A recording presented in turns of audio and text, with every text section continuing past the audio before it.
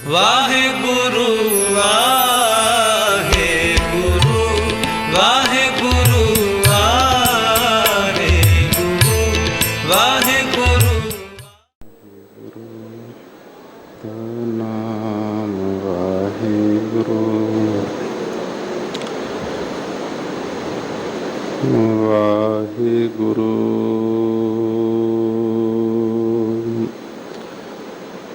ਸਾਹਿਬ JIO.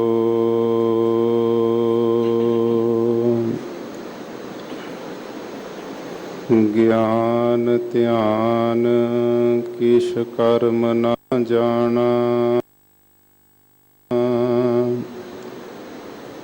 ਸਾਰ ਨਾ ਜਾਣਾ ਤੇਰੀ।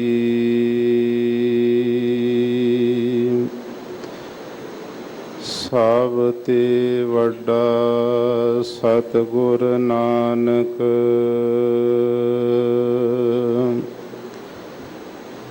ਜਿਨ ਕਲ ਰਾਖੀ ਮੇਰੀ।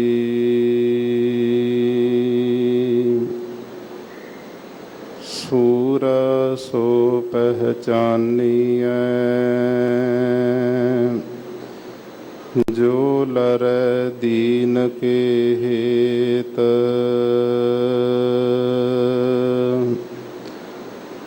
ਪੁਰਜਾ ਕਟ ਮਰੈ, ਕਬਹੁ ਨਾ ਛਾਡੈ ਖੇਤ। ਸੱਜਣ ਸੱਚਾ ਪਾਤਸ਼ਾਹ, ਸਿਰ ਸਾਹਾਂਦੈ ਸਾਹੁ। ਜਿਸ ਪਾਸ ਬੈਠਿਆ ਸੋਹੀਐ, ਸਭਨਾਂ ਦਾ ਵਿਸਾਹੋ। ਸਤਿਨਾਮ ਸ੍ਰੀ ਵਾਹਿਗੁਰੂ ਸਾਹਿਬ ਜੀ। ਤਨਾਸਰੀ ਮਹੱਲਾ ਪੰਜਵਾਂ। ਜਿਸ ਕਉ ਬਿਸਰੈ ਪ੍ਰਾਨਪਤ ਦਾਤਾ, ਸੋਈ ਗਨਹੁ ਅਭਾਗਾ। ਚਰਨ ਕਮਲ ਜਾ ਕਾ ਮਨ ਰਾਗਿਓ, ਅਮੈ ਸਰੋਵਰ ਪਾਗਾ। ਜਿਸ ਕਉ ਬਿਸਰੈ ਪ੍ਰਾਨਪਤ ਦਾਤਾ, ਸੋਈ ਗਨਹੁ ਅਭਾਗਾ। ਚਰਨ ਕਮਲ ਜਾ ਕਾ ਮਨ ਰਾਗਿਓ, ਅਮੈ ਸਰੋਵਰ ਪਾਗਾ। ਤੇਰਾ ਜਨ ਰਾਮ ਨਾਮ ਰੰਗ ਜਾਗਾ। ਆਲਸ ਸੀਜ ਗਿਆ ਸਭ ਤਨ ਤੇ, ਪ੍ਰੀਤਮ ਸਿਉ ਮਨ ਲਾਗਾ। ਰਹਾਉ ਜਹ ਜਹ ਪੇਖਉ ਤਹ ਨਾਰਾਇਣ, ਸਗਲ ਘਟਾ ਮਹਿ ਤਾਗਾ। ਨਾਮ ਉਦਕ ਪੀਵਤ ਜਨ ਨਾਨਕ, ਤਿਆਗੇ ਸਭ ਅਨੁਰਾਗਾ। ਜਹ ਜਹ ਪੇਖਉ ਤਹ ਨਾਰਾਇਣ, ਸਗਲ ਘਟਾ ਮਹਿ ਤਾਗਾ। ਨਾਮ ਉਦਕ ਪੀਵਤ ਜਨ ਨਾਨਕ, ਤਿਆਗੇ ਸਭ ਅਨੁਰਾਗਾ। ਵਾਹਿਗੁਰੂ ਜੀ ਕਾ ਖਾਲਸਾ, ਵਾਹਿਗੁਰੂ ਜੀ ਕੀ ਫਤਿਹ। ਗਰੀਬ ਨਿਵਾਸ ਅੰਤਰਜਾਮੀ ਸੱਚੇ ਪਾਤਸ਼ਾਹ ਜੀ ਦੀ ਸਾਜੀ ਨਵਾਜੀ ਗੁਰੂ ਸਰੂਪ ਗੁਰੂ ਖਾਲਸਾ ਸਾਧ ਸੰਗਤ ਜੀਓ, ਆਪ ਜੀ ਸਮੁੱਚੇ ਹੀ ਗੁਰਮੁਖ ਪਿਆਰੇ ਮਾਈ ਭਾਈ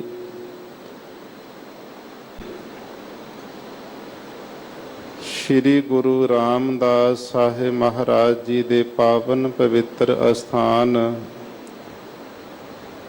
ਸੱਚਖੰਡ ਸ੍ਰੀ ਹਰਿਮੰਦਰ ਸਾਹਿਬ ਜੀ ਦੇ ਦਰਸ਼ਨ ਦੀਦਾਰ ਕਰਨ ਵਾਸਤੇ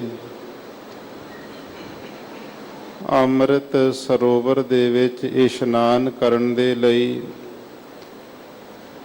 ਬੜੀ ਸ਼ਰਧਾ ਭਾਵਨਾ ਆਦਬ ਸਤਿਕਾਰ ਦੇ ਸੰਯੋਗਤ ਇਕੱਤਰ ਹੋਏ ਹੋ। ਅੰਮ੍ਰਿਤ ਵੇਲੇ ਸੱਚਖੰਡ ਸ੍ਰੀ ਹਰਿਮੰਦਰ ਸਾਹਿਬ ਜੀ ਵਿਖੇ ਚਵਰ ਛਤਰ ਤਖਤ ਦੇ ਮਾਲਕ ਸ਼੍ਰੀ ਗੁਰੂ ਗ੍ਰੰਥ ਸਾਹਿਬ ਮਹਾਰਾਜ ਸਾਹਿਬ ਜੀ ਨੇ ਪ੍ਰਕਾਸ਼ਵਾਨ ਹੋ ਕਰਕੇ ਸੁੰਦਰ ਦਰਸ਼ਨ ਦੀਦਾਰ ਸਾਨੂੰ ਬਖਸ਼ੇ ਹਨ। ਉਥੇ ਨਾਲ ਹੀ ਸਮੁੱਚੀ ਕਾਇਨਾਤ, ਸਮੁੱਚੀ ਮਾਨਵਤਾ ਨੂੰ ਸਾਂਝਾ ਉਪਦੇਸ਼ ਸ੍ਰੀ ਮੁਖ ਵਾਕ ਹੁਕਮਨਾਮਾ ਸਾਹਿਬ ਜੀ ਦੇ ਰਾਹੀਂ ਬਖਸ਼ਿਸ਼ ਕੀਤਾ ਹੈ। ਸੱਚਖੰਡ ਸ੍ਰੀ ਹਰਿਮੰਦਰ ਸਾਹਿਬ ਜੀ ਤੋਂ ਆਏ ਸ੍ਰੀ ਮੁਖ ਵਾਕ ਜੀ ਦੀ ਕਥਾ ਵਿਚਾਰ ਆਪਾਂ ਤਮਾਮ ਸੰਗਤਾਂ ਇਸ ਪਾਵਨ ਪਵਿੱਤਰ ਅਸਥਾਨ ਗੁਰਦੁਆਰਾ ਸ੍ਰੀ ਮੰਜੀ ਸਾਹਿਬ ਦੀਵਾਨ ਹਾਲ ਵਿਖੇ ਜੁੜ ਕਰਕੇ ਪਿਆਰ ਸਤਿਕਾਰ ਦੇ ਨਾਲ ਸ਼ਰਵਣ ਕਰਦੇ ਹਾਂ। ਗੁਰਬਾਣੀ ਜੀ ਦੀ ਕਥਾ ਦੀ ਆਰੰਭਤਾ ਤੋਂ ਪਹਿਲਾਂ ਅੱਜ ਜੋ ਸਾਵਣ ਦੇ ਮਹੀਨੇ ਦੀ ਸੰਕਰਾਂਤ ਦਾ ਵੀ ਸ਼ੁਭ ਦਿਹਾੜਾ ਹੈ, ਸਾਵਣ ਦੇ ਮਹੀਨੇ ਦੀ ਜਿਸ ਵੇਲੇ ਸੰਕਰਾਂਤ ਆਉਂਦੀ ਹੈ ਉਸੇ ਵੇਲੇ ਸਾਡਾ ਸਾਰੇ ਗੁਰਸਿੱਖਾਂ ਦਾ ਧਿਆਨ ਸ਼ਹੀਦ ਭਾਈ ਤਾਰੂ ਸਿੰਘ ਜੀ ਦੀ ਸ਼ਹਾਦਤ ਦੇ ਵੱਲ ਚਲਿਆ ਜਾਂਦਾ ਹੈ, ਕਿਉਂਕਿ ਇੱਕ ਸਾਵਣ ਦੇ ਦਿਨ ਸੰਕਰਾਂਤ ਦੇ ਦਿਹਾੜੇ ਸ਼ਹੀਦ ਭਾਈ ਤਾਰੂ ਸਿੰਘ ਜੀ ਦੀ ਸ਼ਹਾਦਤ ਲਾਹੌਰ ਦੀ ਧਰਤੀ ਤੇ ਹੋਈ ਸੀ। ਜਦੋਂ ਭਾਈ ਤਾਰੂ ਸਿੰਘ ਜੀ ਦਾ ਜੀਵਨ ਅਸੀਂ ਵੇਖਦੇ ਹਾਂ, ਆਪ ਜੀ ਦਾ ਜਨਮ ਪੂਲੇ ਨਗਰ ਜ਼ਿਲ੍ਹਾ ਸ੍ਰੀ ਅੰਮ੍ਰਿਤਸਰ ਸਾਹਿਬ ਜੀ ਵਿਖੇ ਉਸ ਪਰਿਵਾਰ ਗੁਰਮੁਖ ਗੁਰਸਿੱਖ ਪਰਿਵਾਰ ਦੇ ਅੰਦਰ ਪ੍ਰਗਟ ਹੋਇਆ, ਜਿਹੜੇ ਮਾਤਾ ਪਿਤਾ ਦੋਵੇਂ ਨਿਤਨੇਮੀ ਸਨ। ਦੋਵਾਂ ਨੇ ਖੰਡੇ ਬਾਟੇ ਦਾ ਅੰਮ੍ਰਿਤ ਪਾਨ ਕੀਤਾ ਹੋਇਆ ਸੀ। ਜਦੋਂ ਭਾਈ ਤਾਰੂ ਸਿੰਘ ਜੀ ਦਾ ਜਨਮ ਹੋਇਆ ਤੇ ਮਾਤਾ ਨੇ ਗੁਰਬਾਣੀ ਦੀਆਂ ਲੋਰੀਆਂ ਦਿੱਤੀਆਂ। ਅੰਮ੍ਰਿਤ ਤਿਆਰ ਕਰਕੇ ਜਪਜੀ ਸਾਹਿਬ ਦੇ ਪਾਠ ਕਰਕੇ ਸ੍ਰੀ ਸਾਹਿਬ ਦੀ ਨੋਕ ਨਾਲ 5 ਬੂੰਦਾਂ ਇਸ ਬਾਲਕ ਦੇ ਮੁਖ ਵਿੱਚ ਪਾਈਆਂ, ਕੰਨਾਂ ਵਿੱਚ ਮੂਲ ਮੰਤਰ ਗੁਰ ਮੰਤਰ ਸੁਣਾਇਆ। ਬੇਅੰਤ ਗੁਰਬਾਣੀ ਦੇ ਪਾਠ ਇਸ ਬਾਲਕ ਨੂੰ ਗੋਦ ਵਿੱਚ ਲੈ ਕਰਕੇ ਮਾਤਾ ਪਿਤਾ ਸੁਣਾਉਂਦੇ ਰਹੇ, ਕਿਉਂਕਿ ਸੰਸਕਾਰ ਜਿਹੜੇ ਦੇਣੇ ਇਹ ਮਾਂ ਬਾਪ ਦੀ ਦੇਣ ਹੋਇਆ ਕਰਦੀ। ਮਾਤਾ ਚਾਹੇ ਪੁੱਤਰ ਨੂੰ ਸੰਤ ਬਣਾ ਕੇ ਰੱਖ ਦੇਵੇ, ਮਾਤਾ ਚਾਹੇ ਤੇ ਪੁੱਤਰ ਨੂੰ ਡਾਕੂ ਚੋਰ ਧਾੜਵੀ ਸਿੱਖਿਆ ਦੇ ਕੇ ਬਣਾ ਦੇਵੇ। ਇਸ ਲਈ ਮਾਤਾ ਪਿਤਾ ਦੋਹਾਂ ਨੇ ਇਸ ਬਾਲਕ ਦੀ ਪਾਲਣਾ ਪੋਸ਼ਣਾ ਕੀਤੀ। ਗੁਰਬਾਣੀ ਦੀਆਂ ਲੋਰੀਆਂ ਦੇ ਕਰਕੇ ਬਾਲਕਪੁਣਾ ਜਿਹੜਾ ਸੀ ਇਹਨਾਂ ਦਾ ਗੁਜ਼ਰਿਆ। ਘਰ ਦੇ ਵਿੱਚ ਭਾਈ ਸਾਹਿਬ ਜੀ ਤੋਂ ਛੋਟੇ ਭੈਣ ਸਨ। ਬਾਲਕ ਅਵਸਥਾ ਦੇ ਵਿੱਚ ਹੀ ਆਪ ਜੀ ਦੇ ਪਿਤਾ ਸੰਸਾਰ ਤੋਂ ਕੂਚ ਕਰ ਗਏ। ਮਾਤਾ ਜੀ ਨੇ ਦੋਹਾਂ ਬੱਚਿਆਂ ਦੀ, ਭਾਈ ਤਾਰੂ ਸਿੰਘ ਜੀ ਅਤੇ ਉਹਨਾਂ ਦੀ ਭੈਣ ਜੀ ਦੋਹਾਂ ਦੀ ਪਾਲਣਾ ਕੀਤੀ। ਜਿਸ ਵੇਲੇ ਆਪ ਜੀ ਦੀ ਜਿਹੜੀ ਅਵਸਥਾ ਹੈ 25 ਸਾਲ ਦੇ ਤੱਕ ਜਾਂਦੀ ਹੈ, ਸੰਸਕਾਰ ਤੇ ਮਾਤਾ ਪਿਤਾ ਨੇ ਜਨਮ ਤੋਂ ਹੀ ਦੇ ਦਿੱਤੇ ਸੀ। ਗੁੜਤੀ ਗੁਰਸਿੱਖੀ ਅੰਮ੍ਰਿਤ ਦੀ ਦਿੱਤੀ ਹੋਈ ਸੀ। ਰਗਾਂ ਦੇ ਰਾਹੀਂ ਬਾਲਕ ਅਵਸਥਾ ਵਿੱਚ ਹੀ ਜਨਮ ਸਮੇਂ ਹੀ ਅੰਮ੍ਰਿਤ ਅੰਦਰ ਚਲਿਆ ਗਿਆ ਸੀ। ਫਿਰ ਪੰਜ ਪਿਆਰਿਆਂ ਦੇ ਪਾਸੋਂ ਮਾਤਾ ਜੀ ਨੇ ਜਿਸ ਵੇਲੇ ਭਾਈ ਸਾਹਿਬ ਜੀ ਸੁਰਤ ਸਾਂਭਣ ਦੇ ਯੋਗ ਹੋਏ, ਖੰਡੇ ਬਾਟੇ ਦਾ ਅੰਮ੍ਰਿਤ ਪਾਨ ਕਰਵਾਇਆ। ਨਿਤਨੇਮੀ ਬਣੇ, ਰਹਿਤ ਬਹਿਤ ਦੇ ਵਿੱਚ ਪਰਪੱਕ ਹੋਏ। ਉਸ ਵੇਲੇ ਸਾਧ ਸੰਗਤ ਜੀ ਜਿਹੜੇ ਗੁਰਮੁਖ ਪਿਆਰੇ ਗੁਰਸਿੱਖ ਦੇਸ਼ ਦੀ ਆਜ਼ਾਦੀ ਵਾਸਤੇ, ਗੁਲਾਮੀ ਦੀਆਂ ਜੰਜੀਰਾਂ ਕੱਟਣ ਦੇ ਵਾਸਤੇ ਘੋੜਿਆਂ ਦੀਆਂ ਕਾਠੀਆਂ ਤੇ ਰਾਤਾਂ ਗੁਜ਼ਾਰਦੇ, ਜੰਗਲਾਂ ਦੇ ਵਿੱਚ ਦਿਨ ਤੇ ਰਾਤ ਕੱਟਦੇ ਸਨ, ਉਹਨਾਂ ਦੀ ਭਿਣਕ ਭਾਈ ਤਾਰੂ ਸਿੰਘ ਜੀ ਨੂੰ ਪਈ ਹੈ। ਮਾਤਾ ਜੀ ਦੇ ਕੋਲ ਆ ਕੇ ਭਾਈ ਸਾਹਿਬ ਜੀ ਕਹਿਣ ਲੱਗੇ, ਮਾਂ, ਆਪਣੇ ਨੇੜੇ ਜੰਗਲ ਵਿੱਚ ਝਿੜੀਆਂ ਦੇ ਵਿੱਚ ਗੁਰੂ ਗੋਬਿੰਦ ਸਿੰਘ ਮਹਾਰਾਜ ਦੇ ਲਾਡਲੇ ਗੁਰਸਿੱਖ ਕਮਾਈਆਂ ਵਾਲੇ ਵੱਸਦੇ ਨੇ। ਘੋੜਿਆਂ ਦੀਆਂ ਕਾਠੀਆਂ ਤੇ ਰਾਤਾਂ ਗੁਜ਼ਾਰਦੇ, ਸੌਣ ਵਾਸਤੇ ਚੰਗੇ ਮਕਾਨ, ਕੋਈ ਮਹੱਲ ਨਹੀਂ ਉਹਨਾਂ ਦੇ ਕੋਲ। ਖਾਣ ਵਾਸਤੇ ਆਪਣੇ ਵਾਂਗ 36 ਪ੍ਰਕਾਰ ਦੇ ਭੋਜਨ ਪਦਾਰਥ ਨਹੀਂ ਮਿਲਦੇ। ਪਹਿਨਣ ਵਾਸਤੇ ਗਰਮ ਤੇ ਠੰਡੇ, ਗਰਮੀ ਸਰਦੀ ਦੇ ਵਸਤਰ ਉਹਨਾਂ ਨੂੰ ਪ੍ਰਾਪਤ ਨਹੀਂ ਹੁੰਦੇ। ਕਿਉਂ ਨਾ ਹੋਵੇ ਆਪਾਂ ਉਹਨਾਂ ਦੀ ਸੇਵਾ ਕਰੀਏ। ਤਾਂ ਉਸ ਵੇਲੇ ਮਾਤਾ ਨੂੰ ਭਾਈ ਤਾਰੂ ਸਿੰਘ ਜੀ ਕਹਿਣ ਲੱਗੇ, ਮਾਂ, ਜਿੰਨੇ ਕੋ ਘਰ ਦੇ ਅੰਦਰ ਦਾਣੇ ਨੇ ਇਹਨਾਂ ਨੂੰ ਚੱਕੀ ਨਾਲ ਪੀਸਣਾ ਕਰੋ। ਆਟਾ ਬਣਾ ਕੇ ਪ੍ਰਸ਼ਾਦੇ ਤੁਸੀਂ ਤਵੇ ਦੇ ਉੱਤੇ ਤਿਆਰ ਕਰਿਆ ਕਰੋ। ਘਰ ਦੇ ਵਿੱਚ ਹਾਂਡੀ ਵਿੱਚ ਜਿਹੜੀ ਹੈ ਦਾਲ ਤਿਆਰ ਕਰੋ। ਮੈਂ ਅਤੇ ਮੇਰੀ ਭੈਣ ਅਸੀਂ ਦੋਵੇਂ ਸ਼ਾਮ ਰਾਤਰੀ ਦੇ ਵਕਤ ਜਾ ਕੇ ਉਹਨਾਂ ਗੁਰਸਿੱਖਾਂ ਨੂੰ ਭੋਜਨ ਛਕਾਵਾਂਗੇ। ਨਾਲ ਫਿਰ ਘਰ ਦੇ ਵਿੱਚ ਜਿਹੜੇ ਕੋਈ ਵਸਤਰ ਗਰਮੀ ਦੇ ਸਮੇਂ, ਠੰਡੇ ਤੇ ਸਰਦੀ ਵਿੱਚ ਕੋਈ ਨਿੱਘੇ ਵਸਤਰ ਹੋਣੇ, ਮਾਂ ਨੂੰ ਕਹਿ ਕੇ ਭਾਈ ਤਾਰੂ ਸਿੰਘ ਜੀ ਨੇ ਲੈ ਜਾਣੇ। ਉਹਨਾਂ ਗੁਰਸਿੱਖਾਂ ਨੂੰ ਜਾ ਕਰਕੇ ਭੇਟਾ ਕਰ ਦੇਣੇ, ਵਸਤਰ ਪਹਿਨਾਉਣੇ, ਪ੍ਰਸ਼ਾਦਾ ਪਾਣੀ ਛਕਾਉਣਾ ਤੇ ਉਹਨਾਂ ਦੀਆਂ ਅਸੀਸਾਂ ਪ੍ਰਾਪਤ ਕਰਨੀਆਂ। ਜਿਹੜੇ ਘਰ-ਬਾਰ ਛੱਡ ਕਰਕੇ ਜੰਗਲਾਂ ਵਿੱਚ ਬੈਠੇ ਤਪ ਕਰ ਰਹੇ ਸਨ, ਉਹ ਪੂਰਨ ਗੁਰਸਿੱਖ ਸੀ, ਕਮਾਈ ਵਾਲੇ ਅਭਿਆਸੀ ਗੁਰਮੁਖ ਸਨ। ਉਹਨਾਂ ਦੀ ਜ਼ੁਬਾਨ ਤੋਂ ਅਸੀਸਾਂ ਨਿਕਲਦੀਆਂ ਸੀ, ਭਾਈ ਤਾਰੂ ਸਿੰਘਾ, ਤੂੰ ਧੰਨ ਗੁਰੂ ਗੋਬਿੰਦ ਸਿੰਘ ਮਹਾਰਾਜ ਦਾ ਪੁੱਤਰ ਹੋਵੇ। ਤੇਰੀ ਜਿਹੜੀ ਸਿੱਖੀ ਕੇਸਾਂ ਤੇ ਸਵਾਸਾਂ ਨਾਲ ਨਿਭ ਜਾਵੇ। ਇਹ ਅਸੀਸਾਂ ਸੀ ਗੁਰਮੁਖਾਂ ਦੀਆਂ। ਤਾਂ ਉਸ ਵੇਲੇ ਸਾਧ ਸੰਗਤ ਜੀ ਜਦੋਂ ਜ਼ਕਰੀਆ ਖਾਨ ਨੂੰ ਇਹ ਭਿਣਕਾਂ ਪੈਂਦੀਆਂ ਨੇ ਤੇ ਹਰ ਭਗਤ ਨਿਰੰਜਨੀਆ ਜਿਹੜਾ ਸੀ, ਇਹ ਉਸ ਵੇਲੇ ਜਾਸੂਸੀਆ ਬਣਿਆ ਹੋਇਆ ਸੀ। ਸਿੰਘਾਂ ਨੂੰ ਭੇਤ ਦੇ ਕਰਕੇ ਪਕੜਾਉਣਾ, ਗ੍ਰਿਫਤਾਰੀਆਂ ਕਰਵਾ ਕੇ ਸ਼ਹੀਦ ਕਰਵਾ ਦੇਣਾ, ਜ਼ਕਰੀਆ ਖਾਨ ਵਰਗਿਆਂ ਤੋਂ ਚੰਗਾ ਇਨਾਮ ਪ੍ਰਾਪਤ ਕਰਨਾ। ਇਹ ਹਰ ਭਗਤ ਨਿਰੰਜਨੀਆ ਲਾਹੌਰ ਗਿਆ। ਜਦੋਂ ਲਾਹੌਰ ਗਿਆ ਤੇ ਜ਼ਕਰੀਆ ਖਾਨ ਨੇ ਗੱਲ ਚਲਾਈ, ਕਹਿੰਦਾ ਜਿਹੜੇ ਗੁਰਸਿੱਖ ਘਰ-ਬਾਰ ਛੱਡ ਕਰਕੇ ਜੰਗਲਾਂ ਵਿੱਚ ਬੈਠੇ ਸਨ, ਮੈਂ ਸਾਰੇ ਮਾਰ ਮੁਕਾ ਦਿੱਤੇ ਨੇ। ਉਹਨਾਂ ਦੇ ਘਰ-ਬਾਰ ਵੀ ਜ਼ਬਤ ਕਰ ਲਏ, ਜ਼ਮੀਨਾਂ ਖੋਹ ਲਈਆਂ। ਖਾਣ ਵਾਸਤੇ ਉਹਨਾਂ ਨੂੰ ਕੁਝ ਮਿਲੇਗਾ ਨਹੀਂ ਤੇ ਪਹਿਨਣ ਵਾਸਤੇ ਕੋਈ ਵਸਤਰ ਨਹੀਂ ਮਿਲੇਗਾ। ਆਪੇ ਸਿੱਖ ਜਿਹੜੇ ਰਹਿੰਦੇ ਖੂੰਦੇ ਨੇ ਖਤਮ ਹੋ ਜਾਣਗੇ। ਇਹ ਸੁਣ ਕਰਕੇ ਇਹ ਜਿਹੜਾ ਹਰ ਭਗਤ ਨਿਰੰਜਨੀਆ ਸੀ ਕਹਿਣ ਲੱਗਿਆ, ਜ਼ਕਰੀਆ ਖਾਨ ਜੀ, ਇਸ ਤਰ੍ਹਾਂ ਗੁਰੂ ਦੇ ਸਿੱਖ ਖਤਮ ਹੋਣ ਵਾਲੇ ਨਹੀਂ ਹਨ। ਜੇ ਉਹ ਜੰਗਲਾਂ ਵਿੱਚ ਬੈਠੇ, ਉਹਨਾਂ ਦੇ ਘਰ ਸਰਕਾਰ ਨੇ ਖੋਹ ਲਏ ਨੇ, ਉਹਨਾਂ ਦੀਆਂ ਜ਼ਮੀਨਾਂ ਤੇ ਕਬਜ਼ੇ ਕਰ ਲਏ ਨੇ। ਭੁੱਖਣ ਭਾਣੇ ਨਾ ਜਾਣੋ। ਜਿਹੜੇ ਗ੍ਰਸਤੀ ਕੋਈ ਗੁਰਸਿੱਖ ਘਰਾਂ ਵਿੱਚ ਬੈਠੇ, ਉਹ ਲੰਗਰ ਤਿਆਰ ਕਰਕੇ ਉਹਨਾਂ ਨੂੰ ਛਕਾਉਂਦੇ ਨੇ। ਉਹਨਾਂ ਨੂੰ ਵਸਤਰਾਂ ਤੋਂ ਬਿਨਾਂ ਨਾ ਜਾਣੋ। ਜਿਹੜੇ ਕਿਰਤੀ ਗੁਰਸਿੱਖ ਨੇ, ਕਮਾਈ ਵਾਲੇ ਗ੍ਰਸਤੀ ਘਰਾਂ ਵਿੱਚੋਂ ਵਸਤਰ ਜਾ ਕੇ ਉਹਨਾਂ ਦੀ ਸੇਵਾ ਕਰਦੇ ਨੇ। ਇਹ ਸੁਣ ਕਰਕੇ ਜ਼ਕਰੀਆ ਖਾਨ ਦੀਆਂ ਅੱਖਾਂ ਖੁੱਲੀਆਂ। ਪੁੱਛਣ ਲੱਗਿਆ ਦੱਸੋ ਕੌਣ ਉਹਨਾਂ ਦੀ ਸੇਵਾ ਕਰਦਾ ਪਿਆ। ਤਾਂ ਫਿਰ ਉੱਥੇ ਹਰ ਭਗਤ ਨਿਰੰਜਨੀਆ ਕਹਿਣ ਲੱਗਿਆ, ਕਹਿੰਦਾ ਤਾਰੂ ਸਿੰਘ ਵਰਗੇ ਆਪਣੀ ਭੈਣ ਦੇ ਸਮੇਤ ਜਾ ਕਰਕੇ ਰਾਤ ਨੂੰ ਉਹਨਾਂ ਭੁੱਖੇ ਸਿੰਘਾਂ ਨੂੰ ਪ੍ਰਸ਼ਾਦਾ ਵੀ ਛਕਾਉਂਦੇ ਨੇ ਤੇ ਉਹਨਾਂ ਨੂੰ ਵਸਤਰ ਵੀ ਦਿੰਦੇ, ਦਾਲਾਂ ਸਬਜ਼ੀਆਂ ਤਿਆਰ ਕਰਕੇ ਦਿੰਦੇ, ਉਹਨਾਂ ਦੀ ਸੇਵਾ ਕਰਦੇ ਨੇ।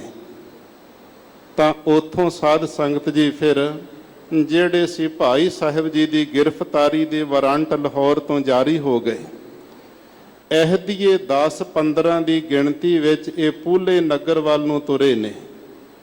ਜਦੋਂ ਨਗਰ ਵਿੱਚ ਸਿਪਾਹੀ ਲੋਕ ਵਾਰੰਟ ਲੈ ਕਰਕੇ ਆਏ ਭਾਈ ਸਾਹਿਬ ਜੀ ਨੂੰ ਗ੍ਰਿਫਤਾਰ ਕਰਨ ਵਾਸਤੇ, ਘਰ ਦੇ ਅੰਦਰ ਦਾਖਲ ਹੋਏ ਨੇ ਤੇ ਘਰ ਦੇ ਵਿੱਚ ਵੱਡੀਆਂ ਵੱਡੀਆਂ ਜਿਹੜੀਆਂ ਲੋਹਾਂ ਤਪ ਰਹੀਆਂ ਸਨ, ਦੇਗਾਂ ਦੇ ਵਿੱਚ ਜਿਹੜੀਆਂ ਸਾਧ ਸੰਗਤ ਦਾਲਾਂ ਉਬਲ ਰਹੀਆਂ ਸਨ, ਮਾਤਾ ਨੇ ਉਹਨਾਂ ਅਹਿਦੀਆਂ ਨੂੰ ਜੀਓ ਆਇਆਂ ਕਿਹਾ ਤੇ ਕਹਿਣ ਲੱਗੀ, ਮੇਰੇ ਪੁੱਤਰ ਵਰਗੇ ਹੋ, ਮੇਰੇ ਬੱਚਿਆਂ ਵਰਗੇ ਹੋ, ਦੱਸੋ ਪਹਿਲਾਂ ਜਲ ਪਾਣੀ ਛਕਣਾ ਕਿ ਪ੍ਰਸ਼ਾਦਾ ਛਕਣਾ ਹੈ। ਇਹ ਸੁਣ ਕਰਕੇ ਜਿਹੜੇ ਕ੍ਰੋਧ ਦੇ ਭਰੇ ਹੋਏ ਸੀ ਉਹਨਾਂ ਅੰਦਰ ਕੁਝ ਨਿਮਰਤਾ ਦਿਸਣ ਲੱਗ ਪਈ। ਉਹਨਾਂ ਵਿੱਚੋਂ ਉਹਨਾਂ ਨੇ ਇਸ ਤਰ੍ਹਾਂ ਮਾਂ ਦੇ ਵਿੱਚੋਂ ਆਪਣੀ ਮਾਤਾ ਵਾਲੀ ਮਮਤਾ ਵੇਖੀ। ਕਹਿਣ ਲੱਗੇ, ਮਾਂ ਅਸੀਂ ਤੇ ਤੇਰੇ ਪੁੱਤਰ ਤਾਰੂ ਸਿੰਘ ਤੇ ਤੇਰੀ ਪੁੱਤਰੀ ਨੂੰ ਗ੍ਰਿਫਤਾਰ ਕਰਨ ਵਾਸਤੇ ਆਏ ਹਾਂ। ਮਾਤਾ ਜੀ ਨੇ ਪੁੱਛਿਆ, ਪੁੱਤਰ ਦਾ ਕੀ ਕਸੂਰ ਹੈ? ਕਹਿਣ ਲੱਗੇ, ਉਹ ਬਾਗੀ ਸਿੰਘਾਂ ਨੂੰ ਜੰਗਲਾਂ ਵਿੱਚ ਜਾ ਕਰਕੇ, ਝਿੜੀਆਂ ਵਿੱਚ ਜਾ ਕਰਕੇ ਪ੍ਰਸ਼ਾਦਾ ਪਾਣੀ ਛਕਾਉਂਦਾ, ਉਹਨਾਂ ਦੀ ਸੇਵਾ ਕਰਦਾ, ਵਸਤਰ ਲਿਜਾ ਕੇ ਉਹਨਾਂ ਨੂੰ ਭੇਟਾ ਕਰਦਾ ਹੈ, ਉਹਨਾਂ ਦੀ ਸੇਵਾ ਕਰਦਾ, ਇਹ ਉਹਦਾ ਕਸੂਰ ਹੈ। ਅਸੀਂ ਤੇ ਹੁਕਮ ਮੰਨਣਾ ਜ਼ਕਰੀਏ ਖਾਨ ਦਾ। ਇੰਨੇ ਸਮੇਂ ਨੂੰ ਭਾਈ ਤਾਰੂ ਸਿੰਘ ਜੀ ਵੀ ਘਰ ਵਿੱਚ ਆ ਗਏ। ਨਗਰ ਦੇ ਲੋਕ ਇਕੱਠੇ ਹੋਏ ਨੇ, ਹਿੰਦੂ ਵੀਰ ਵੀ ਪੁੱਜੇ ਨੇ, ਮੁਸਲਮਾਨ ਵੀ ਆਏ ਨੇ, ਗੁਰਸਿੱਖਾਂ ਨੇ ਆਉਣਾ ਹੀ ਸੀ ਕਿਉਂਕਿ ਉਹ ਸਰਬੱਤ ਦਾ ਭਲਾ ਮੰਗਣ ਵਾਲੇ ਭਾਈ ਤਾਰੂ ਸਿੰਘ ਜੀ ਸਨ। ਲੰਗਰ ਬਿਨਾਂ ਬਿਤਕਰੇ ਤੋਂ ਚਲਾਉਂਦੇ, ਹਰ ਕਿਸੇ ਦੀ ਸੇਵਾ ਕਰਦੇ ਨੇ, ਪਰਮਾਤਮਾ ਦੀ ਜੋਤ ਜੀਵ ਵਿੱਚ ਜਾਣ ਕਰਕੇ। ਉਸ ਵੇਲੇ ਫਿਰ ਨਗਰ ਦੇ ਲੋਕਾਂ ਨੇ ਕਿਹਾ ਕਿ ਕਦਾ ਚਿੱਤ ਵੀ ਭਾਈ ਤਾਰੂ ਸਿੰਘ ਦੀ ਜਿਹੜੀ ਭੈਣ ਇਹ ਇਕੱਲੇ ਦੀ ਨਹੀਂ, ਸਾਡੇ ਸਾਰੇ ਨਗਰ ਇਲਾਕੇ ਦੀ ਭੈਣ ਹੈ, ਇਹਦੀ ਕਦੇ ਗ੍ਰਿਫਤਾਰੀ ਨਹੀਂ ਹੋਣ ਦਿਆਂਗੇ। ਇਹ ਮਾਤਾ ਤਾਰੂ ਸਿੰਘ ਦੀ ਮਾਤਾ ਨਹੀਂ, ਇਹ ਸਾਡੀ ਸਾਰਿਆਂ ਦੀ ਸਤਿਕਾਰਯੋਗ ਮਾਤਾ, ਇਹਨੂੰ ਥਾਣੇ ਵਿੱਚ ਨਹੀਂ ਜਾਣ ਦਿਆਂਗੇ। ਤੇ ਜਦੋਂ ਭਾਈ ਤਾਰੂ ਸਿੰਘ ਜੀ ਦੀ ਗੱਲ ਚੱਲੀ ਤਾਂ ਨਗਰ ਦੇ ਕੁਝ ਲੋਕ ਕਹਿਣ ਲੱਗੇ, ਨਗਰ ਦੇ ਸਾਹਮਣੇ 5-10 ਜਿਹੜੇ ਸਿਪਾਹੀ ਕੀ ਚੀਜ਼ ਨੇ, ਝਟਕਾ ਦਿੰਦੇ, ਇਹਨਾਂ ਨੂੰ ਖਤਮ ਕਰ ਦਿਆਂਗੇ, ਮਾਰ ਮਿਟਾ ਦਿਆਂਗੇ। ਭਾਈ ਸਾਹਿਬ ਜੀ ਕਹਿਣ ਲੱਗੇ, ਨਹੀਂ ਪਿਆਰਿਓ, ਮਨੁੱਖਾ ਜਨਮ ਤਾਂ ਜਿਹੜਾ ਹੈ ਬਾਰ-ਬਾਰ ਇਹ ਮਿਲ ਸਕਦਾ ਹੈ। 7.5 ਅਰਬ ਸਾਲ ਦਾ ਸਮਾਂ ਲੱਗਦਾ 84 ਲੱਖ ਜੂਨਾ ਭੋਗਣ ਨੂੰ, ਉਸ ਤੋਂ ਬਾਅਦ ਸ਼ਾਇਦ ਫਿਰ ਇਹ ਮਨੁੱਖਾ ਜਨਮ ਮਿਲ ਜਾਵੇ। ਮਨੁੱਖਾ ਜਨਮ ਮਿਲ ਸਕਦਾ ਹੈ। ਉਹਦੇ ਅੰਦਰ ਗੁਰੂ ਨਾਨਕ ਸਾਹਿਬ ਦੀ ਹੋਰ ਵੱਡੇ ਭਾਗ ਹੁਣ ਸਿੱਖੀ ਮਿਲ ਜਾਂਦੀ, ਪਰੰਤੂ ਜਿਹੜੀ ਸ਼ਹਾਦਤ ਹੋਇਆ ਕਰਦੀ ਇਹ ਕਈ ਸੈਂਕੜੇ ਜਨਮਾਂ ਦੀਆਂ ਕੁਰਬਾਨੀਆਂ ਤੋਂ ਬਾਅਦ ਪ੍ਰਾਪਤ ਹੁੰਦੀ ਹੈ। ਉਹ ਸਮਾਂ ਜਿਹੜਾ ਹੈ ਤੁਸੀਂ ਇਹਦੇ ਵਿੱਚ ਕੋਈ ਵਿਘਨ ਨਾ ਪਾਓ ਤੇ ਮੈਨੂੰ ਲਾਹੌਰ ਚਲੇ ਜਾਣ ਦਿਓ। ਨਗਰ ਦੇ ਲੋਕਾਂ ਨੇ ਬਹੁਤ ਤਰਲੇ ਮਿੰਨਤਾਂ ਕੀਤੇ। ਭਾਈ ਸਾਹਿਬ ਜੀ ਨੇ ਉਹਨਾਂ ਨੂੰ ਰੋਕਿਆ ਤੇ ਕਹਿਣਾ ਕੀਤਾ, ਜੇ ਮੇਰੇ ਨਾਲ ਦਿਲੋਂ ਤੁਸੀਂ ਪਿਆਰ ਕਰਦੇ ਹੋ, ਅੱਜ ਮਾਂ ਦੇ ਘਰ ਵਿੱਚ ਲੋਹ ਤਪਦੀ ਹੈ, ਤੁਹਾਡੇ ਘਰ ਘਰ ਦੇ ਵਿੱਚ ਲੋਹਾਂ ਤਪਣ ਲੱਗ ਜਾਣ। ਅੱਜ ਮੇਰੀ ਮਾਂ ਪ੍ਰਸ਼ਾਦੇ ਤਵਿਆਂ ਦੇ ਉੱਤੇ ਬਣਾਉਂਦੀ ਹੈ ਤੇ ਵੱਡੀਆਂ ਵੱਡੀਆਂ ਤਵੀਆਂ ਲੋਹਾਂ ਘਰਾਂ ਘਰਾਂ ਵਿੱਚ ਬਲਣ, ਦੇਗਾਂ ਜਿਹੜੀਆਂ ਨੇ ਘਰਾਂ ਘਰਾਂ ਵਿੱਚ ਦਾਲਾਂ ਦੀਆਂ ਉਬਲਦੀਆਂ ਹੋਣ ਤੇ ਸਾਰੇ ਨਗਰ ਤੇ ਇਲਾਕੇ ਵਾਲੇ ਜਾ ਕੇ ਸਿੰਘਾਂ ਦੀ ਰੱਜ ਰੱਜ ਕੇ ਸੇਵਾ ਕਰੋ।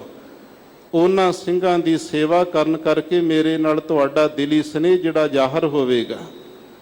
ਭਾਈ ਸਾਹਿਬ ਜੀ ਨੂੰ ਉਸ ਵੇਲੇ ਸਾਧ ਸੰਗਤ ਜੀ ਇੱਥੋਂ ਪੂਲੇ ਨਗਰ ਦੇ ਵਿੱਚੋਂ ਗ੍ਰਿਫਤਾਰ ਕੀਤਾ ਗਿਆ।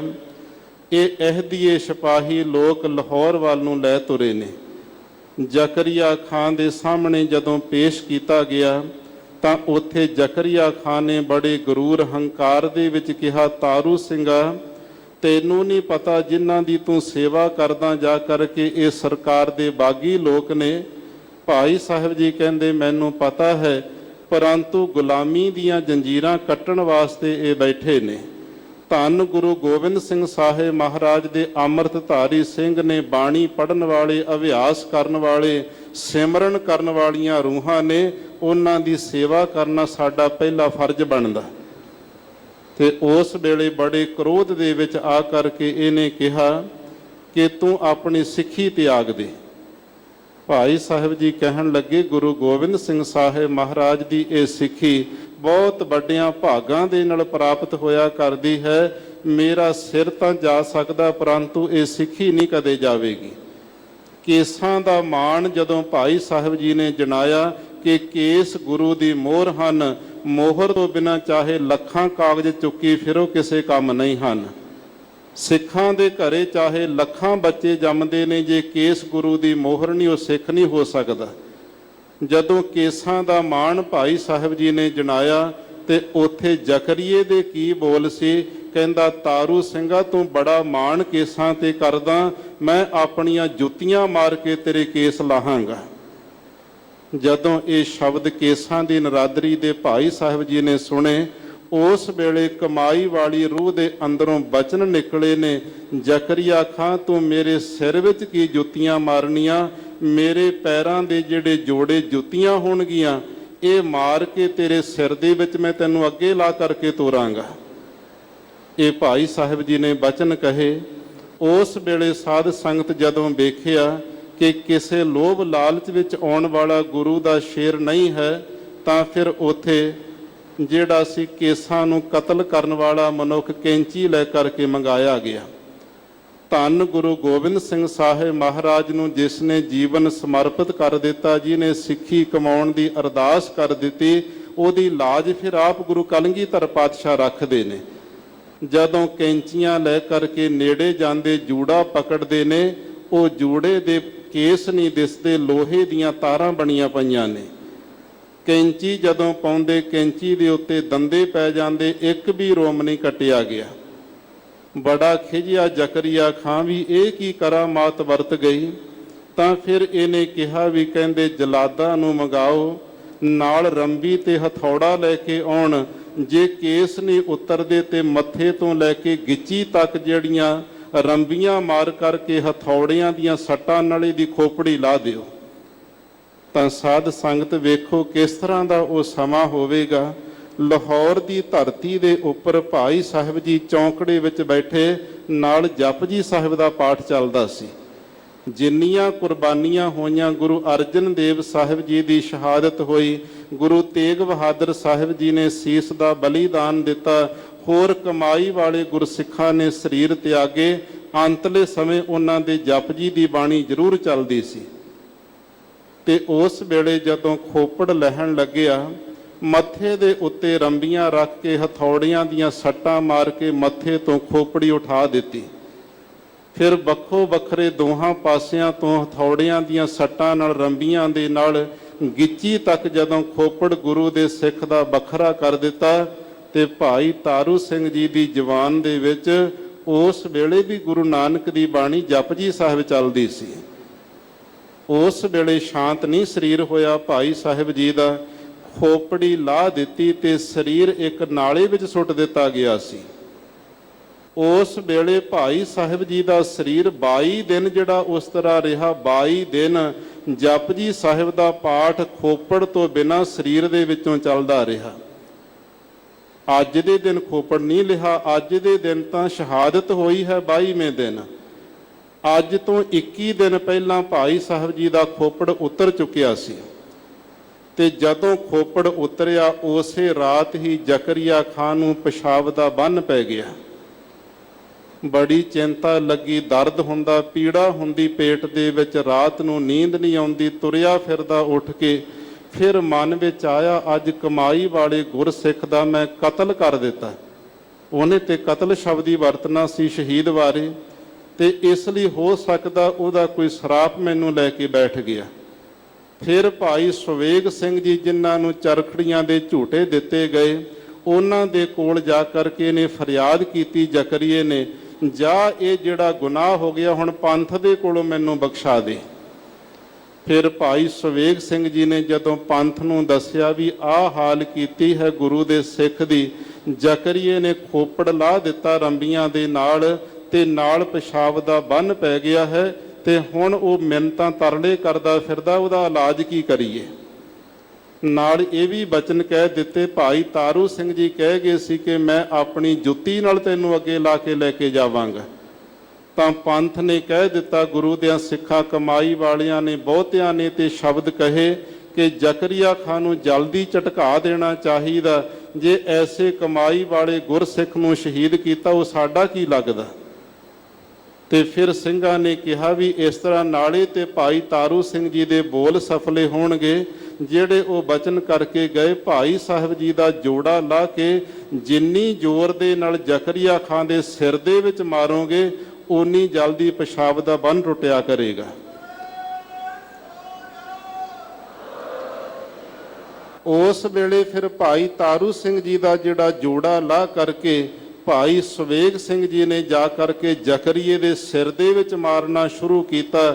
ਜਿਵੇਂ ਜਿਵੇਂ ਜੋੜੇ ਵੱਜਦੇ ਤੇ ਪਿਸ਼ਾਬ ਆ ਜਾਂਦਾ, ਤੇ ਜਦੋਂ ਜੋੜੇ ਬੰਦ ਹੋ ਜਾਂਦੇ ਵੱਜਣੋਂ ਤੇ ਉਸੇ ਵੇਲੇ ਫਿਰ ਪਿਸ਼ਾਬ ਦਾ ਬੰਨ ਪੈ ਜਾਂਦਾ।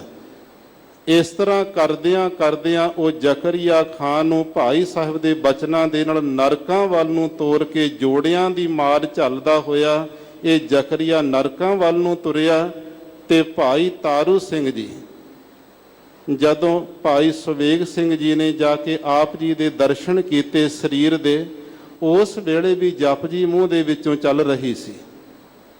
ਫਿਰ ਉਹਨੇ ਕੀ ਕੀਤਾ, ਇੱਥੇ ਅੰਮ੍ਰਿਤਸਰ ਦੀ ਪਾਵਨ ਧਰਤੀ ਤੇ ਭਾਈ ਸਵੇਗ ਸਿੰਘ ਜੀ ਆਏ। ਇਸ ਅੰਮ੍ਰਿਤ ਸਰੋਵਰ ਵਿੱਚੋਂ ਪਿਤਾ ਗੁਰੂ ਰਾਮਦਾਸ ਮਹਾਰਾਜ ਜੀ ਦੇ ਪਾਵਨ ਸਰੋਵਰ ਦਾ ਜਲ ਲੈ ਕੇ ਗਿਆ ਤੇ ਇਸ ਜਲ ਦੇ ਨਾਲ ਭਾਈ ਸਾਹਿਬ ਜੀ ਦਾ ਇਸ਼ਨਾਨ ਕਰਵਾਇਆ ਗਿਆ। ਜਿੰਨਾ ਦਾੜਾ ਵੀ ਲੇਥੂ ਪੇਥੂ ਹੋਇਆ ਸੀ, ਖੂਨ ਨਾਲ ਸਾਰਾ ਸਰੀਰ ਜਿਹੜਾ ਸੀ ਖੂਨ ਜੰਮਿਆ ਪਿਆ ਸੀ, ਗੁਰੂ ਰਾਮਦਾਸ ਪਿਤਾ ਜੀ ਦੇ ਜਲ ਦੇ ਨਾਲ ਜਾ ਕਰਕੇ ਉਹ ਗੁਰੂ ਦੇ ਪਿਆਰੇ ਸ਼ਹੀਦ ਸਿੰਘ ਦਾ ਜਿਹੜਾ ਖੂਨ ਸਾਫ਼ ਕੀਤਾ, ਇਸ਼ਨਾਨ ਕਰਵਾਇਆ। ਭਾਈ ਤਾਰੂ ਸਿੰਘ ਜੀ ਦੇ ਅੰਦਰੋਂ ਆਵਾਜ਼ ਆਈ ਕਿ ਲੱਕੜਾਂ ਦਾ ਪ੍ਰਬੰਧ ਕੀਤਾ ਜਾਵੇ। ਲੱਕੜਾਂ ਵੀ ਆ ਗਈਆਂ ਤੇ ਉਹ ਅੱਜ ਦਾ ਜਿਹੜਾ ਸ਼ੁਭ ਦਿਹਾੜਾ ਸਾਵਨ ਦੀ ਸੰਕਰਾਂਤ ਦਾ ਆਇਆ ਹੈ ਤੇ ਅੱਜ ਦੇ ਦਿਨ ਜਿਸ ਵੇਲੇ ਫਿਰ ਭਾਈ ਸਵੇਗ ਸਿੰਘ ਜੀ ਨੇ ਇਸ਼ਨਾਨ ਕਰਵਾਇਆ ਤੇ ਨਾਲ ਜਿਹੜੀ ਲੱਕੜਾਂ ਦੀ ਚਿਖਾ ਵੀ ਤਿਆਰ ਕੀਤੀ ਗਈ ਵੱਖਰੀ। ਆਨੰਦ ਸਾਹਿਬ ਗੁਰੂ ਦੇ ਪਿਆਰੇ ਗੁਰਸਿੱਖਾਂ ਨੇ ਮਿਲ ਕਰਕੇ ਪੜ੍ਹਿਆ, ਕੜਾਹ ਪ੍ਰਸ਼ਾਦ ਦੀ ਦੇਗ ਤਿਆਰ ਕੀਤੀ ਗਈ। ਜਦੋਂ ਆਨੰਦ ਸਾਹਿਬ ਦੀ ਪਾਵਨ ਗੁਰਬਾਣੀ 40 ਪੌੜੀਆਂ ਪੜ੍ਹ ਕੇ ਸੰਪੂਰਨਤਾ ਹੋਈ ਹੈ ਤਾਂ ਉਸ ਵੇਲੇ ਸਾਧ ਸੰਗਤ ਜੀ ਭਾਈ ਤਾਰੂ ਸਿੰਘ ਜੀ ਦਾ ਜਿਹੜਾ ਸਰੀਰ ਸ਼ਾਂਤ ਹੋ ਗਿਆ।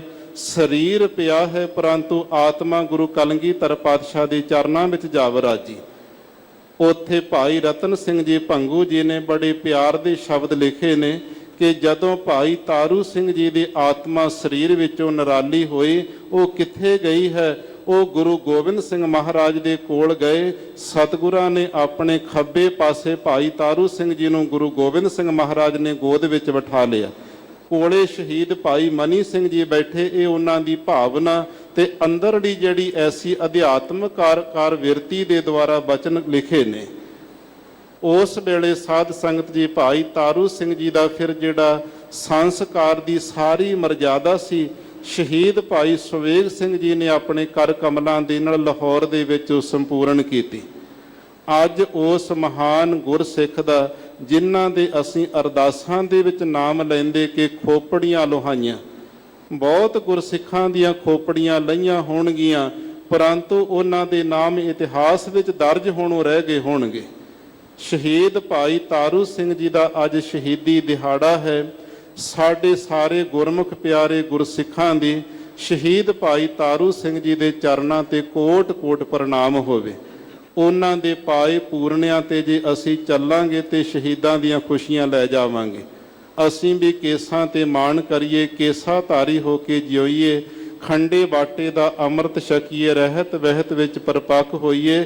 ਫਿਰ ਗੁਰੂ ਕਲਗੀਧਰ ਪਾਤਸ਼ਾਹ ਦੇ ਪੁੱਤਰ ਤੇ ਅਸੀਂ ਧੀਆਂ ਸਦਵਾ ਸਕਦੇ ਹਾਂ। ਅਸੀਂ ਬੱਚੇ ਹਾਂ ਗੁਰੂ ਗੋਬਿੰਦ ਸਿੰਘ ਮਹਾਰਾਜ ਜੀ ਦੇ। ਬੱਚਾ ਅਨੇਕਾਂ ਗਲਤੀਆਂ ਕਰਦਾ ਤੇ ਪਿਤਾ ਮਾਤਾ ਫਿਰ ਉਹਨੂੰ ਆਪਣੇ ਗਲੇ ਨਾਲ ਲਾ ਲੈਂਦੇ ਨੇ। ਜੇ ਗਲਤੀਆਂ ਹੋਈਆਂ ਨੇ ਜ਼ਿੰਦਗੀ ਦੇ ਅੰਦਰ ਤੇ ਪੰਜਾਂ ਪਿਆਰਿਆਂ ਕੋਲ ਜਾ ਕੇ ਬਖਸ਼ਾ ਲਈਏ ਤੇ ਗੁਰੂ ਕਲਗੀਧਰ ਪਾਤਸ਼ਾਹ ਦੇ ਪੁੱਤਰ ਧੀਆਂ ਬਣ ਜਾਈਏ। ਸੋ ਸਾਧ ਸੰਗਤ ਜੀ, ਅੱਜ ਉਹ ਸ਼ਹੀਦੀ ਦਿਹਾੜਾ ਸਮੁੱਚੀਆਂ ਸੰਗਤਾਂ ਸ਼ਹੀਦ ਭਾਈ ਤਾਰੂ ਸਿੰਘ ਜੀ ਦਾ ਮਨਾ ਰਹੀਆਂ ਹਨ। ਸੋ ਆਓ ਹੁਣ ਜੋ ਅੰਮ੍ਰਿਤ ਵੇਲੇ ਸ੍ਰੀ ਮੁਖ ਵਾਕ ਹੁਕਮਨਾਮਾ ਸਾਹਿਬ ਜੀ ਦੀ ਸਤਿਗੁਰਾਂ ਨੇ ਬਖਸ਼ਿਸ਼ ਕੀਤੀ ਹੈ, ਕੁਝ ਸਮੇਂ ਵਾਸਤੇ ਰਲ ਮਿਲ ਕਰਕੇ ਵਿਚਾਰ ਕਰ ਲੈਣੀ ਕਰੀਏ।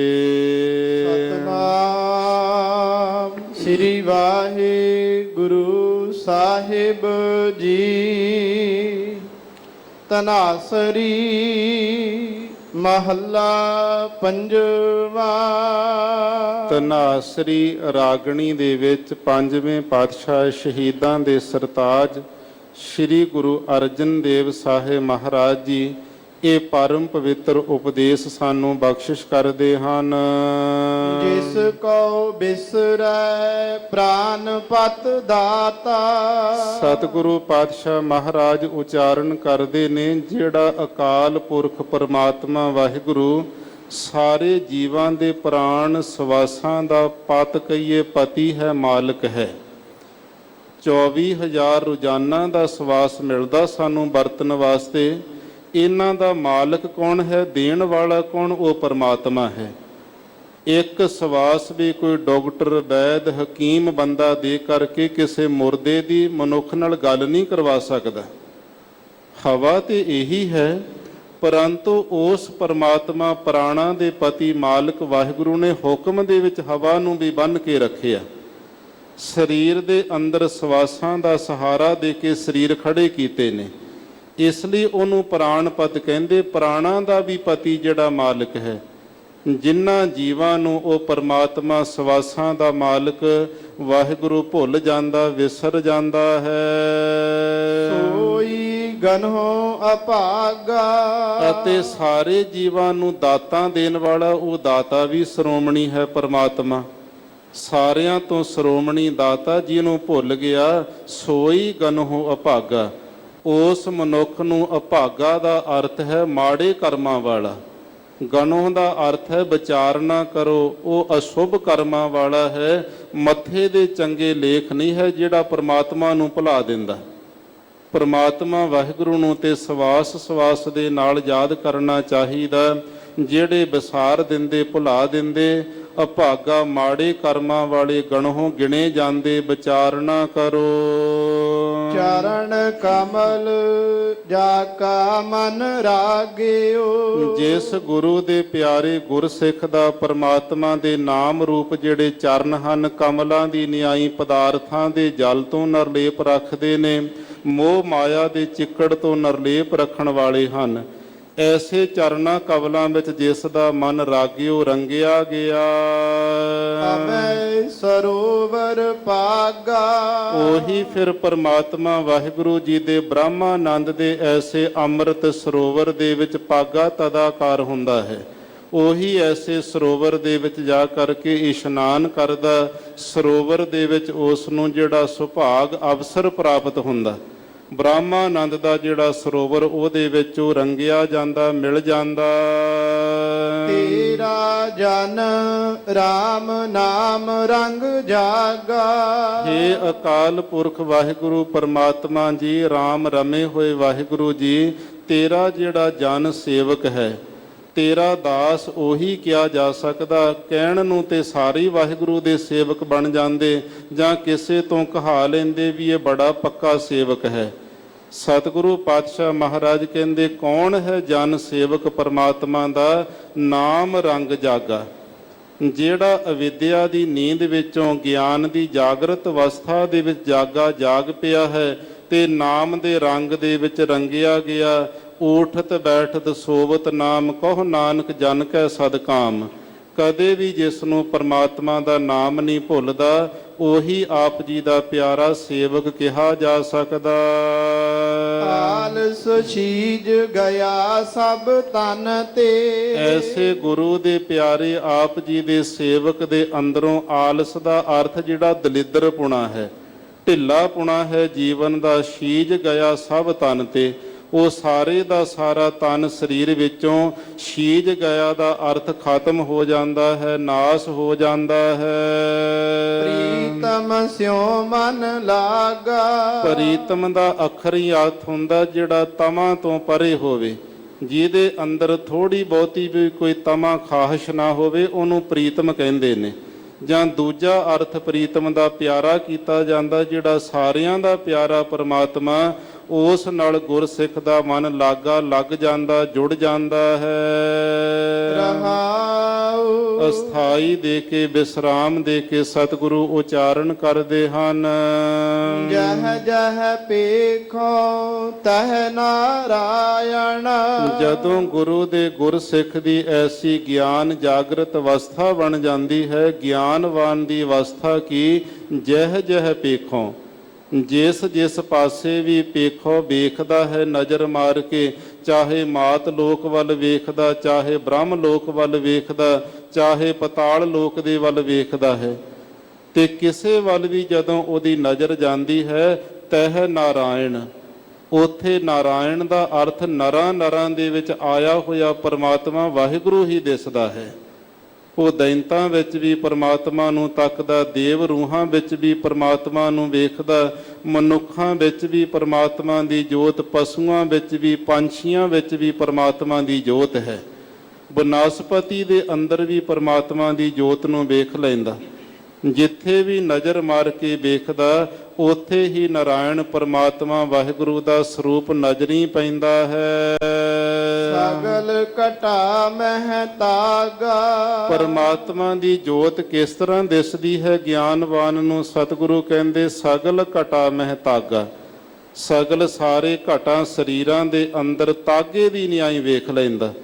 ਜਿਵੇਂ ਹਾਰ ਹੁੰਦਾ, ਉਹਦੇ ਵਿੱਚ ਮਣਕੇ ਵੱਖੋ ਵੱਖਰੇ ਹੁੰਦੇ, ਕੋਈ ਫੁੱਲ ਹੁੰਦੇ ਹਾਰ ਵਿੱਚ ਪਰੋਏ ਹੋਏ, ਪਰੰਤੂ ਉਹਨਾਂ ਫੁੱਲਾਂ ਵੱਖੋ ਵੱਖਰਿਆਂ ਮੋਤੀਆਂ ਦੇ ਅੰਦਰ ਤਾਗਾ ਤੇ ਇੱਕੋ ਹੀ ਹੁੰਦਾ ਹੈ। ਇੱਕ ਤਾਗੇ ਦੇ ਦੁਆਰਾ ਜਿਹੜੇ ਮਾਲਾ ਦੇ ਇਸ ਤਰ੍ਹਾਂ ਮਣਕੇ ਘੁੰਮੀ ਜਾਂਦੇ ਨੇ, ਜੇ ਤਾਗਾ ਵਿੱਚੋਂ ਟੁੱਟ ਜਾਵੇ ਤੇ ਸਾਰੇ ਮਣਕੇ ਖਿਲਰ ਜਾਂਦੇ।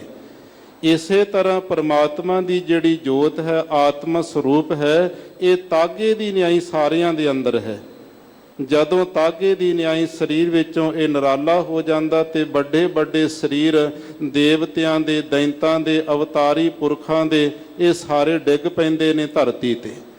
ਇਹ ਗੁਰਮੁਖ ਜਿਹੜੇ ਨੇ, ਗਿਆਨਵਾਨਾਂ ਦੀ ਦ੍ਰਿਸ਼ਟੀ ਹੈ, ਉਹ ਜਿਵੇਂ ਤਾਗਾ ਹੁੰਦਾ ਸਾਰੇ ਮੋਤੀਆਂ ਦੇ ਅੰਦਰ, ਇਸੇ ਤਰ੍ਹਾਂ ਵਾਹਿਗੁਰੂ ਦੀ ਜੋਤ ਆਤਮਾ ਰੂਪੀ ਤਾਗੇ ਨੂੰ ਸਾਰੇ ਘਟਾਂ ਸਰੀਰਾਂ ਦੇ ਵਿੱਚ ਉਹ ਵੇਖ ਲੈਂਦੇ ਹਨ। ਨਾਮ ਉਦਕ ਪੀਵਤ ਜਨ ਨਾਨਕ। ਸਤਿਗੁਰੂ ਪਾਤਸ਼ਾਹ ਮਹਾਰਾਜ ਜੀ ਕਹਿੰਦੇ, ਜਿਨ੍ਹਾਂ ਨੇ ਜਨ ਸੇਵਕ ਬਣ ਕਰਕੇ, ਦਾਸ ਬਣ ਕੇ ਗੁਰੂ ਦੇ ਪਾਸੋਂ ਨਾਮ ਰੂਪੀ ਉਦਕ ਜਲ ਨੂੰ ਪੀਵਤ ਪੀਣਾ ਕੀਤਾ ਹੈ, ਜਿਹੜੇ ਅਧਿਕਾਰੀ ਬਣ ਕਰਕੇ ਪੰਜਾਂ ਪਿਆਰਿਆਂ ਦੇ ਕੋਲੋਂ ਖੰਡੇ ਬਾਟੇ ਦੀ ਅੰਮ੍ਰਿਤ ਦੀ ਦਾਤ ਪ੍ਰਾਪਤ ਕਰ ਲੈਂਦੇ ਨੇ, ਸਤਿਗੁਰੂ ਦੇ ਕੋਲੋਂ ਨਾਮ ਰੂਪੀ ਉਦਕ ਜਲ ਨੂੰ ਪੀਂਦੇ ਨੇ। ਪੀਣਾ ਕੀ ਹੈ? ਧਾਰਨ ਕਰਦੇ ਨੇ।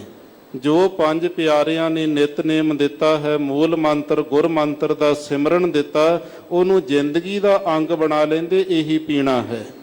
ਜਿਨ੍ਹਾਂ ਨੇ ਨਾਮ ਰੂਪੀ ਉਦਕ ਜਲ ਨੂੰ ਪੀਵਤ ਪੀਣਾ ਕੀਤਾ, ਧਾਰਨ ਕੀਤਾ ਹੈ, ਤਿਆਗੇ ਸਭ ਅਨੁਰਾਗਾ।